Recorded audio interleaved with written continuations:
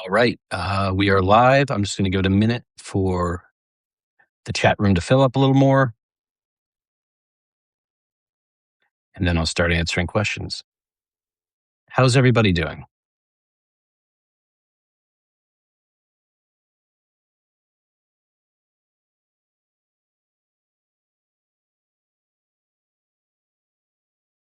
Okay, there you go. Yeah, it's almost Friday. That's worthy of some likes, some smiley faces, whatever.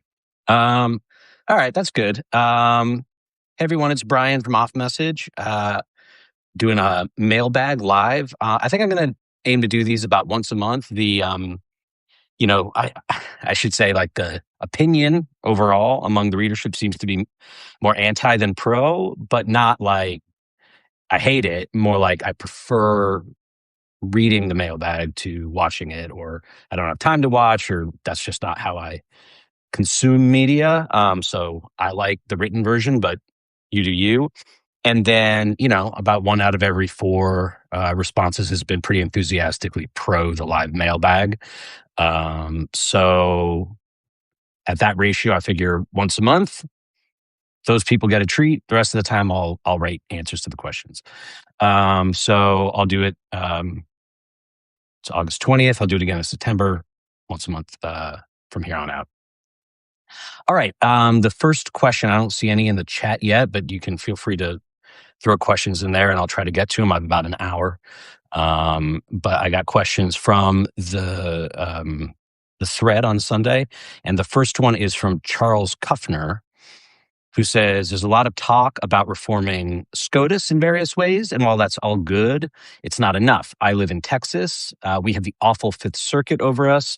One of their justices writing about mail-in ballots, one of their justices recently wrote, mail-in ballots are prone to fraud and voting by mail jeopardizes election integrity and democracy itself. So basically just like reciting Trump talking points that are false.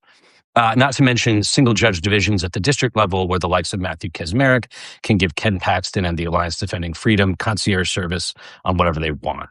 We need to talk more about and have a plan for fixing these problems as well. Do you have any insight on this? Yes. I mean, those are like very well stated complaints, like they're accurate.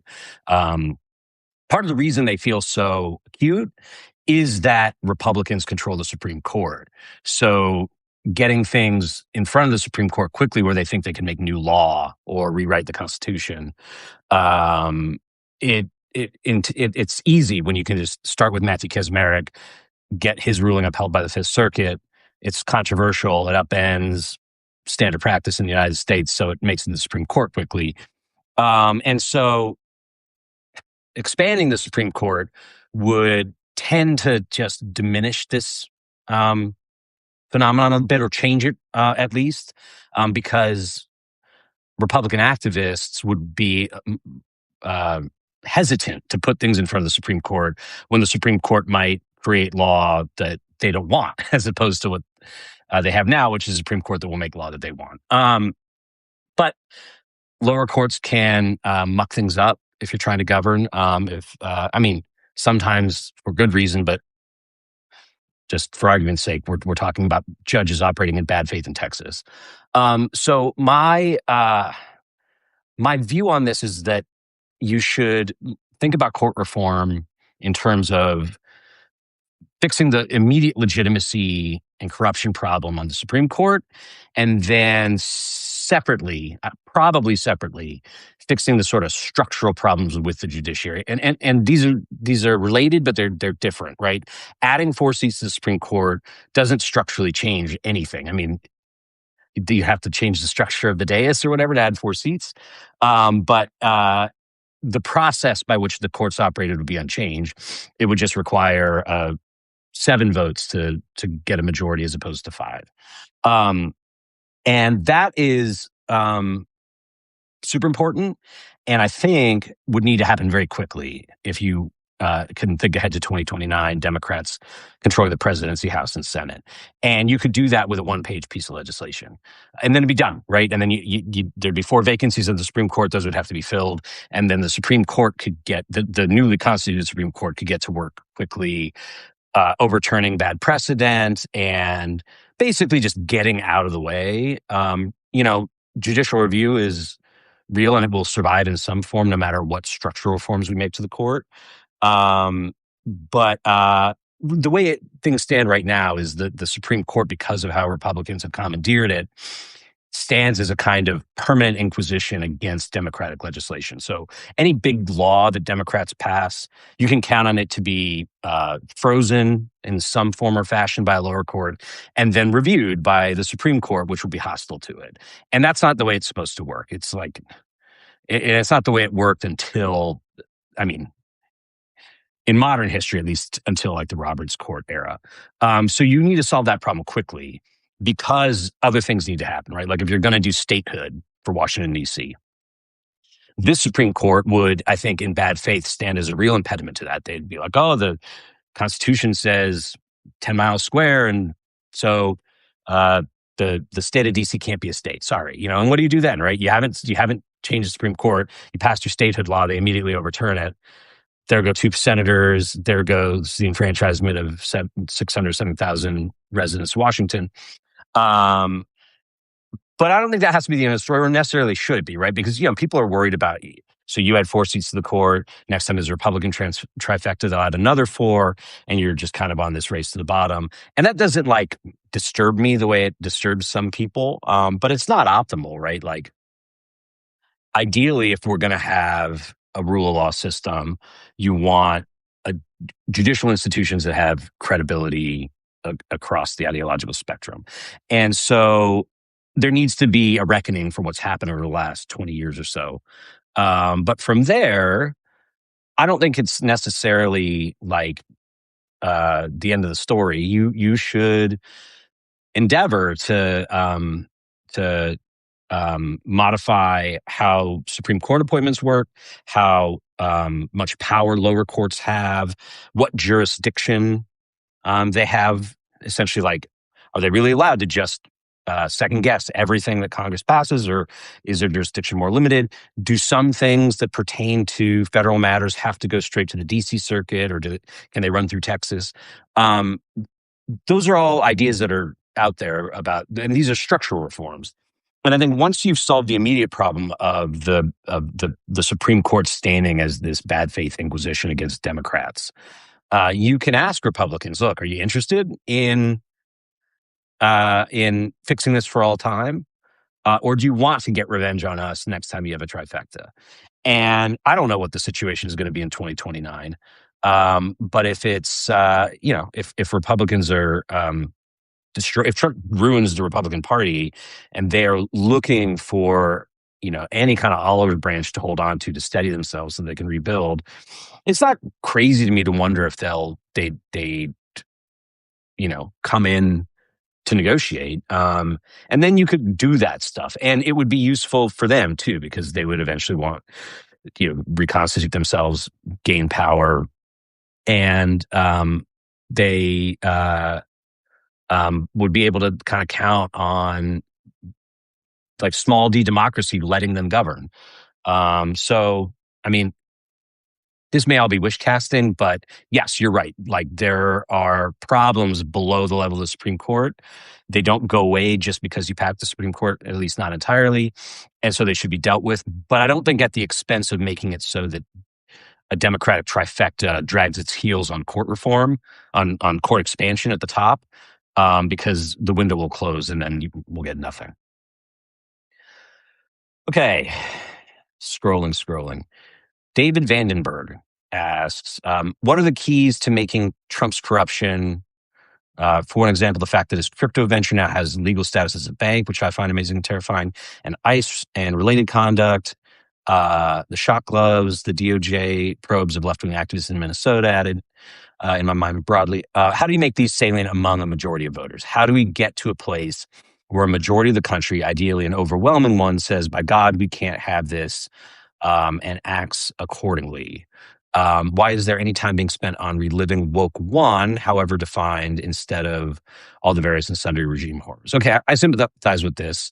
I had bookmarked Ellis Weiner's question, which is about, I'm sorry, I don't know if it's Weiner or Weiner, Ellis's question about um, the Democratic oversight agenda if they take the House? And these are sort of related questions. In some ways, Ellis's question answers David's, because the, the the reason there's discourse about woke one versus the various and sundry regime horrors is that Democrats are at a low ebb of agenda setting power right now. They don't control the House, they don't control the Senate, and so their attention grabbing methods are limited, right? They can do things like Keith Ellison in Minnesota just sued. He's the attorney general of Minnesota. He just sued Greg Abbott in Texas to get an ICE agent who committed crimes returned to Minnesota, right? That's a legal process. It's not super flashy, but it's interesting, right? And it has gotten some attention. And then obviously John Ossoff on Friday uh, delivered this indictment of Donald Trump, basically like total dereliction of duty. But he said the line about travels with Natalie, and it broke through, right, big time. And so now, Republicans are trying to make this so like, oh, was that inappropriate? But it's drawn attention to this question of who's Natalie Harp and why does Donald Trump need the security blanket, and why is he like so obsessed with his ballroom and his the plane that the Qataris gifted him and stuff like that. It's not impossible to break through. It's just much, much, much, much harder when you can't make news events happen through the oversight process. And so I think that step one towards rebalancing this in a way that that feels more appropriate, right? Like we're talking about woke one when all this horrible stuff is happening. I mean, the context is that Democrats are just finishing up primary season, and the question of whether some candidates have made themselves unelectable with their track records is sort of at the forefront of everyone's mind, right? That's the agenda, and Democrats don't have gavels in Congress to be like, hey, we can, like, that's a inside conversation for adults. Like, let's have a hearing about ICE or whatever. And so the change will happen after the midterms, assuming Democrats take at least one, either the House or the Senate. And I think they will. Ellis's question is, if and when that happens, what can they do to block Trump and his agenda, specifically as regards Trump's open corruption, Iran, Todd Blanche's corruption and probable perjuries, Epstein, and the RFK Jr. campaign of disease? If the short answer is hold hearings, okay, but how am I supposed to get any work done if I'm watching them all and gobbling popcorn? So hearings are a part of it, and they're like step one, right, of any kind of effort to rein these things in or impose accountability without controlling the executive branch. You basically, I guess maybe more like step two. Your committees get constituted, you get the majority powers, you get investigative staff. They ideally come in knowing some stuff about all of these issues, depending on which committee they're on. They endeavor to get more information. The chairman request or subpoena records, and then they put together an investigation, the beginning stages of an investigation, where they try to figure out what happened behind the scenes that the public doesn't know. And then when they have enough information that they know that they can command a hearing, right, and not get surprised by a witness being like, no, actually you have this all wrong and everything's above board, then they do a hearing, and then there's invariably, especially with Trump, some kind of clash over what documents Congress is entitled to, whose testimony they're entitled to. And my concern is that Democrats aren't thinking about and aren't prepared for and aren't willing to really escalate in that conflict, right? The They're sort of like similar to the steps where you do an investigation behind the scenes, you do a hearing, and then you angle for accountability. And you're someone's trying to hide something, you're trying to get a document pried loose from the executive branch somehow. There's a similar ladder of conflict where you start with in an ideal world where you have Congress that's doing an investigation in good faith and an administration that's trying to govern mostly in good faith.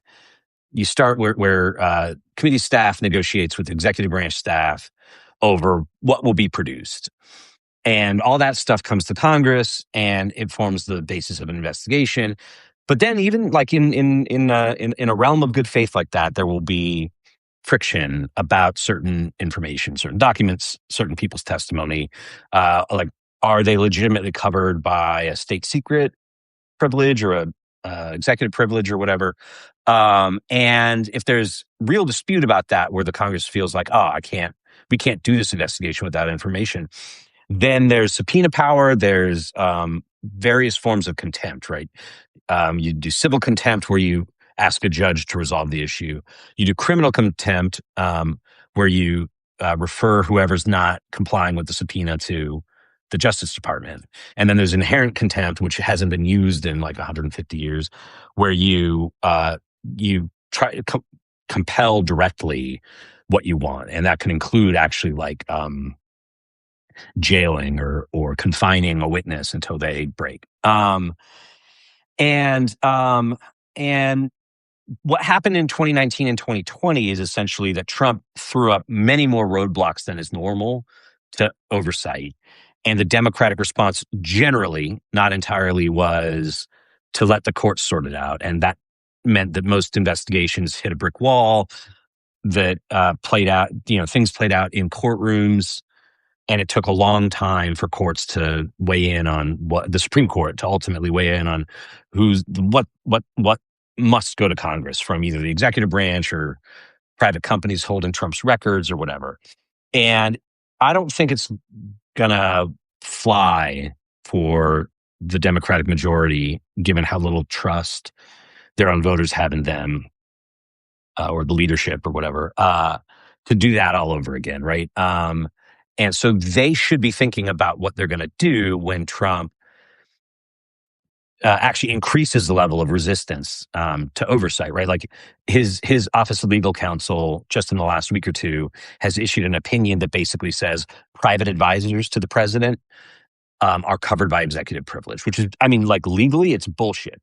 But what it does is it gives somebody whose testimony is being compelled from the private sector a legal cover to say, hey, I can't testify about this, even though I'm under subpoena or whatever. And then the courts have to first adjudicate the question of whether executive privilege applies before the investigation can move on. And if Democrats intend to just go through the normal motions when Trump is going to extraordinary lengths to conceal information, people are going to get frustrated and wonder why they aren't doing more. And so I would like to see them revive inherent contempt. I like, how exactly would that work? I mean, Sergeant at Arms goes and nabs somebody and holds them in a room. They were talking at one point about garnishing people's wages. I don't know how they think that they could make that happen. But I think a big one is getting comfortable with the idea that large swaths of the executive branch will be unfunded, right? So take the Todd Blanche example from Alice's question. His corruption, his probable perjuries. Like his perjury there's not going to be much to be done about it other than expose it until Democrats are in power in the executive branch. And even then, Trump very well may have pardoned him. So he may not ever be held to criminal account for perjury, but I think there's a good chance he will never practice law again after this term. But he is like currently violating the Epstein Files Transparency Act, right? And if those files don't get shaken loose before power changes hands, Democrats can basically be like, we can't fund the offices that are involved in this cover up. And that's going to be messy, right? Like that means that you go into the appropriations process, you zero out funding for the attorney general's offices, other offices. And then what? So Trump vetoes the appropriations bill or the omnibus or whatever, and you have at least a partial government shutdown. You have to just be willing to live with that, right? And defend it repeatedly all the time. Like, we can't fund the Justice Department if it's covering up this child sex trafficking scandal, this child rape scandal. And if Trump insists that the rest of the government has to be shut down because parts of the Justice Department are shut down, that's something he has to live with. And the public needs to go to him and say end the cover up. But I don't feel like Democrats have shown that they're prepared for that, right? Like they just bypassed their last opportunity to use this same leverage to try to, what I had suggested was to try to secure the election. They extended government funding past the election, and they did it into the lame duck period instead of into the new year. So we're going to hit a funding deadline after most likely Democrats have retaken Congress. And like, they're not going to work with Susan Collins on defunding DOJ to get the Epstein files right. They're just going to extend funding again, right? And so there won't be a leverage point to try to pry information loose from the government for months and months and months and months after they take back over. And then like the other tool they have is impeachment, which was the exception in 2019 too. Impeachment doesn't, like, inherent contempt is like a guy with a gun maybe shows up and is like, you're under arrest until you testify. And like, I get why people are a little squeamish about that. Impeachment doesn't like magically make Congress stronger. It doesn't imbue them with more manpower or anything like that, but it does put Congress at the height of its authority, basically. And so what does that mean is that, like, we saw this with the impeachment of the Ukraine scandal, is that Trump had been doing a really good job suppressing oversight. And then Congress went into impeachment mode, and people came from the administration and testified, a mix of voluntarily and under compulsion. And the reason is that, I think part of it is psychological. It's like, this is an impeachment inquiry, and maybe the information I have will help exonerate the president or whichever official is being impeached. Or maybe I know that something really bad happened and Congress has to know. And under normal oversight, I might not give up that information, but since there's an opportunity here, I'm going to. Also, if Congress is investigating the impeachment of somebody, their arguments in court, both for a decision in their favor and that the court needs to move fast, are much stronger. But to unlock that kind of abstract form of power, you need to be willing to do impeachments, like, and not just one when your hand is forced because a whistleblower comes forward and it's like, oh, he's cheating in the election, and if we don't impeach him, then he's just going to steal it. Like, there are many, many, many officials in the administration right now who have committed impeachable offenses, including the president, and you have to be willing to hold process under those terms to unlock that kind of authority. And they don't even want to say the word impeachment. So I'm not super hopeful that they have a strategy in mind for how to overcome the bad faith obstruction of oversight that we can count on Trump deploying. And, and so I'm going to have to write a bunch of fucking frustrating articles about, them betraying their promises and stuff like that. But I mean, I hope to be proven wrong. Okay. I've been talking a lot and not checking the chat. So I'm sorry if there are questions. I don't see any questions. Come on, guys. But I do have more questions from the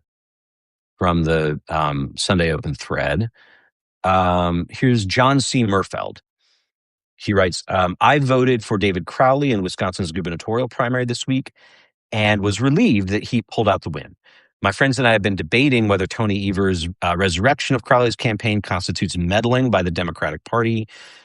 To me, meddling implies something done in bad faith or deceptively that puts a thumb on the scales of an election. I don't deny that Evers' actions swung the outcome through some combination of siphoning Hung's support and consolidating the anti-Hung vote for Crowley.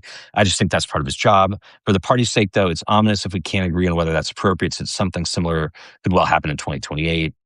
Assuming you agree with the president premise, how should we make the argument that this kind of consolidation is fair play and minimize the contempt between the factions. So I do agree. I mean, it's called the Democratic Party. It is an entity, right?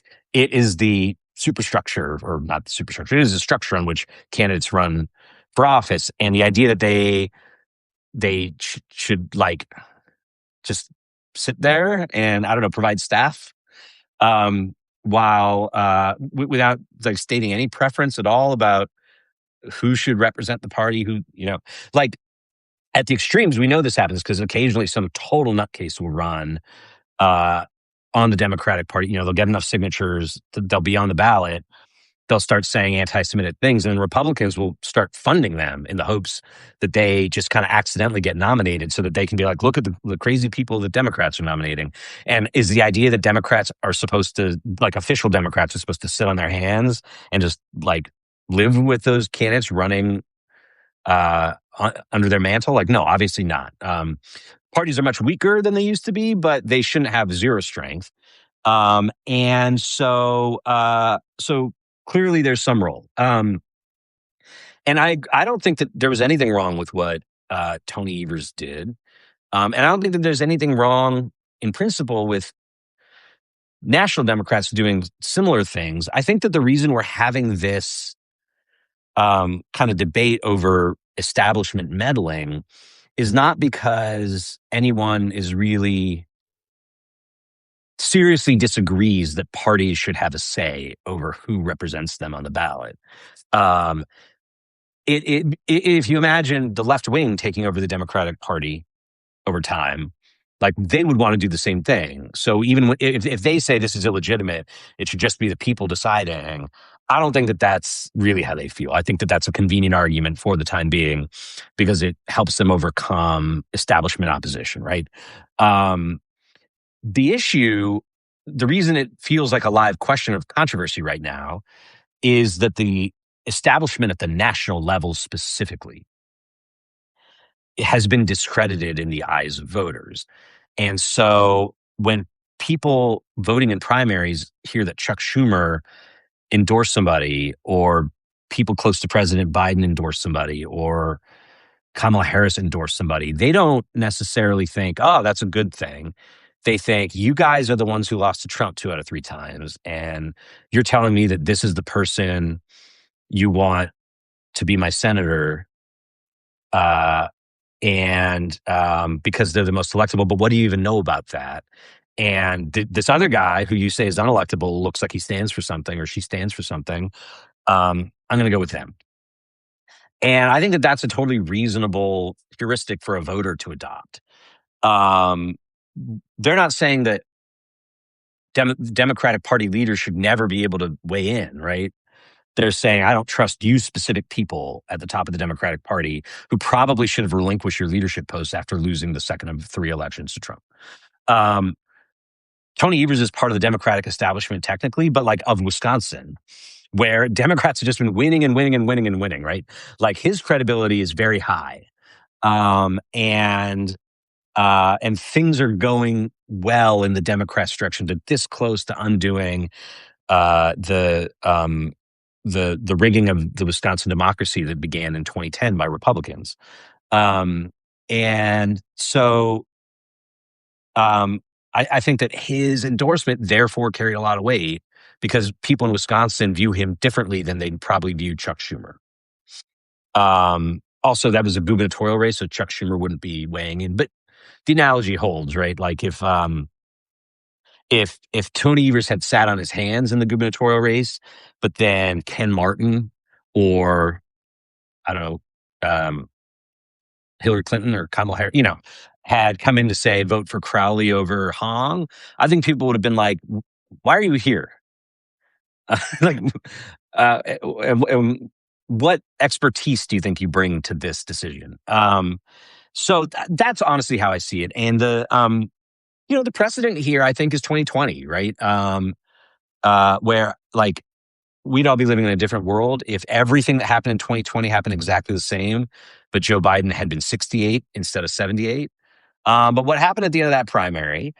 Let's tell the story of the whole primary, because the fact that Biden was 78, I think, would have doomed him in that primary, except that he had high name recognition, right? So he gets into the race in 2019. It's a very lackluster campaign. But he polls like at 30% because he has the highest name recognition. And so you interview voters, you conduct surveys, you can find evidence that no one's really enthused about this situation. But also they don't know who anyone else is except Bernie Sanders, right? And for that reason, that's why Cory Booker's campaign ends and Harris's and all these other Democrats can't get fundraising because Joe Biden is just up at the top and nobody wants to donate money to a presidential primary campaign that can't break 10%. So that's why it comes down to Biden and Sanders eventually. And it comes down to because to younger Democrats, Buttigieg and Amy Klobuchar, they think Biden is a safer bet. They drop out, they throw their support to him, and it turns things around for him after he's lost like 3 primaries in a row. And so there's the establishment like meddling in the primary. And it really does save Biden. Like he was going to lose. And instead he becomes a nominee. But then instead of creating like permanent contempt between the factions, it turns out like because they work together, because Biden's a pretty affable guy, there's probably a small element of sexism in there somewhere. Unlike in 2016 when Clinton and Sanders just clashed forever, Biden and Bernie Sanders were able to get together, reestablish a friendship, a partnership. They did these Biden Sanders unity task forces where Biden picked some people, Sanders picked some people. They got into rooms together to come up with a consensus agenda kind of across all issues. And it made for factional peace. It was good enough for Biden to win the presidency. And the truce really held all the way through until Biden had to drop out. And I think that model has not been discredited by the fact that Harris ended up losing the 2024 election. I think you're kind of seeing a ad hoc congressional version of the same thing kind of taking place now with the DSCC and Chuck Schumer coming in and endorsing Abdul El-Sayed, who they obviously didn't want to win that primary. And like we'll see how things look after Labor Day. But I think that some of the tension we've been living through for the last month or so is going to feel like distant memory come September, October. And it's because there's really actually no problem with how progressives are trying to help their candidates and establishment figures are trying to help establishment candidates. Sometimes establishment people win, sometimes the progressive people win. Then they come together, they figure out where their common ground is, and they run on that. And that'll happen, I think, again, in the 2028 presidential cycle.